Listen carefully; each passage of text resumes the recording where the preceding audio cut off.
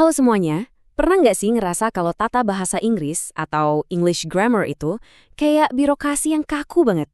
Maksudnya gini, kita cuma mindahin satu kata aja dari tempat asalnya, tiba-tiba seluruh maknanya berubah total. Pasti sering kan ngerasain ini? Nah, di pembahasan kali ini kita bakal membongkar habis-habisan birokrasi itu. Kita akan fokus ke satu hal yang paling sering dipakai, tapi ironisnya paling sering juga bikin salah paham.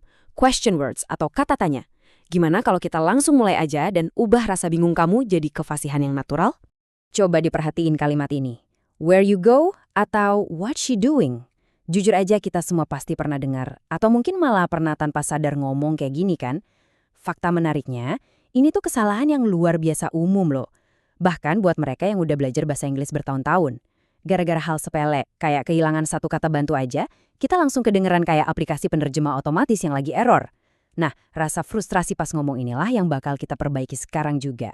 Biar gampang, ini peta jalan kita. Kita bakal mulai dari melihat gimana sih wujud birokrasi bahasa Inggris itu, terus kita cek daftar lengkap WA questions, ngebongkar jebakan antara subjek dan objek, belajar menyesuaikan konteks, dan pastinya kita bakal tutup dengan satu formula emas yang bakal menyelesaikan semua masalah tadi. Oke, masuk ke bagian pertama, birokrasi bahasa Inggris. Kalau kamu pengen bisa ngomong dan nulis dengan lancar, menguasai kata tanya ini adalah tiket masuk yang sifatnya wajib banget. Jadi, hal pertama yang harus kita pahami adalah, apa sih sebenarnya question words itu? Gampangnya gini, ini adalah kata-kata khusus yang tugasnya cuma satu, nyari informasi spesifik. Ini bukan tipe pertanyaan yang bisa dijawab pakai ya atau tidak. Makanya kita sering nyebut mereka WH questions. Kenapa? Ya karena bintang utamanya hampir semua berawalan huruf W dan H. Ada satu pengecualian unik sih, yaitu kata how. Pokoknya, mereka ini adalah ujung tombak kita setiap kali kita butuh menggali informasi. Lanjut ke bagian kedua, daftar utama WH questions. Kita buka aja langsung kotak peralatannya, dan kita bahas cepet aja biar nggak bosan sama teori. Nah, ini dia contekan cepat kita. Paham soal informasi spesifik apa yang diminta sama masing-masing kata ini adalah langkah pertama buat nembus birokrasi grammar tadi. Kita punya what buat nanyain benda atau info. Who untuk nanyain orang sebagai subjek. Whom untuk orang sebagai objek. Nah ini nanti kita obrolin lebih lanjut ya. Terus ada whose buat kepemilikan. Which untuk pilihan. When buat waktu. Where buat tempat. Why untuk alasan. Dan how untuk cara atau kondisi. Gampang kan?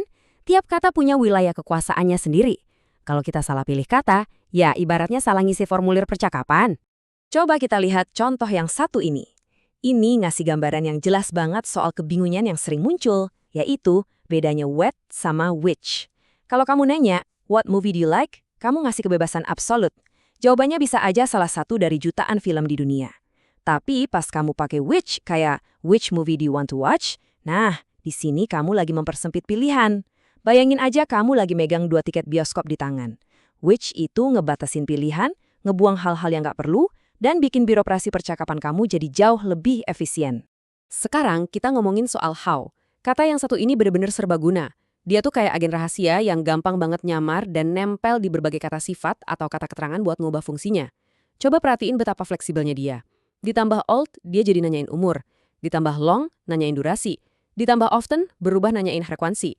Terus ada how many buat hal-hal yang bisa dihitung, dan how much buat yang nggak bisa dihitung kayak air atau nanyain harga. Kepraktisan inilah yang bikin how jadi salah satu alat paling penting dalam bahasa Inggris. Masuk ke babak ketiga, dan bisa dibilang ini klimaksnya nih. Ini adalah jebakan kali Batman, di mana banyak banget orang yang lagi belajar bahasa Inggris tiba-tiba tersesat dan pusing sendiri. Yaitu perbedaan antara pertanyaan subjek dan pertanyaan objek. Cuma dengan mindahin dan nambahin satu kata kerja bantu aja, maknanya bisa muter balik 180 derajat. Coba dengerin ini ya. Who loves you itu nanya siapa orang yang mencintai kamu. Berarti kamu adalah objek yang menerima cinta itu. Tapi kalau who do you love? Nah, ini nanya siapa orang yang kamu cintai. Di sini posisi kamu berubah jadi subjek yang ngasih cinta. Bayangin, salah nempatin satu kata aja bukan cuma merusak struktur kalimat, tapi bisa ngerubah seluruh arah kehidupan asmara seseorang. Bahaya banget kan? Terus gimana caranya biar pertanyaan objek tadi jadi legal secara aturan tata bahasa? Jawabannya, kamu butuh stempel birokrasi yang namanya auxiliary verbs alias kata kerja bantu. Ini dia wujudnya. Kalau kejadiannya sekarang, kamu pakai do atau does. Kalau di masa lalu, pakai did. Kalau lagi berlangsung, ada am, is, are, was, were. Buat yang udah selesai, pakai have, has, had. Dan untuk yang sifatnya modalitas, kamu bisa pakai can, should, must, will. Kata-kata kecil inilah yang sebenarnya mikul beban berat grammar, biar kata kerja utama kamu bisa santai. Kalau mereka sampai nggak ada, wah kalimat kamu udah pasti ilegal secara birokrasi tata bahasa. Sip, aturannya udah kita kuasai, tapi prakteknya di dunia nyata gimana dong? Yuk kita masuk ke bagian keempat, konteks dan formalitas. Disinilah kita bakal belajar cara bertahan hidup dalam obrolan sehari-hari dan gimana cara nyesuaiin gaya bahasa kita tergantung siapa yang lagi kita ajak ngomong. Coba kita bandingin dua cara ini. Cara langsung, kayak nanya where is the bank, itu emang efisien banget. Tapi kadang-kadang bisa kerasa kurang sopan kalau nanya ke orang asing. Nah sebaliknya, indirect question atau pertanyaan tidak langsung, kedengarannya jauh lebih sopan. Contohnya, could you tell me where the bank is? Tapi ini dia aturan emasnya yang sering dilupain. Pas kamu ngubah jadi indirect, posisi kata kerjanya jangan dibalik. Jadi jangan bilang, could you tell me where is the bank? Tapi harus, where the bank is. Susunannya balik lagi kayak kalimat positif biasa. Ini rahasia kecil yang bakal bikin kamu kedengaran natural kayak native speaker. Ngomong-ngomong soal native speaker, kita harus bahas kata whom nih. Kalau kita ngikutin aturan grammar yang kaku, kalimat formal to whom are you speaking emang yang paling benar secara absolut. Tapi masalahnya, bahasa itu kan hidup ya. Dan sejujurnya, kita manusia tuh kadang malas ribet. Makanya versi kasual kayak who are you talking to malah yang jadi pemenang di percakapan sehari-hari. Coba aja kamu ngotot pakai versi formal to whom pas lagi pesan kopi di kafe, kamu bakal kedengeran kayak bangsawan dari abad 18 yang lagi nyasar nyari kantor pajak.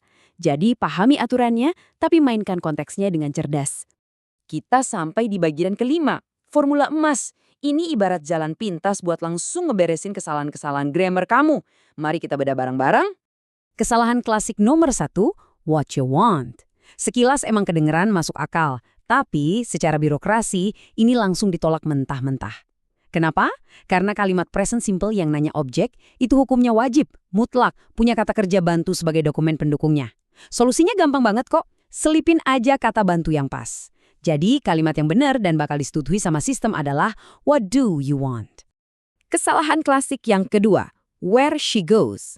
Sama kayak sebelumnya, kamu kelupaan naruh stempel birokrasinya. Perhatiin deh cara kerjanya di sini. Kita masukin kata does.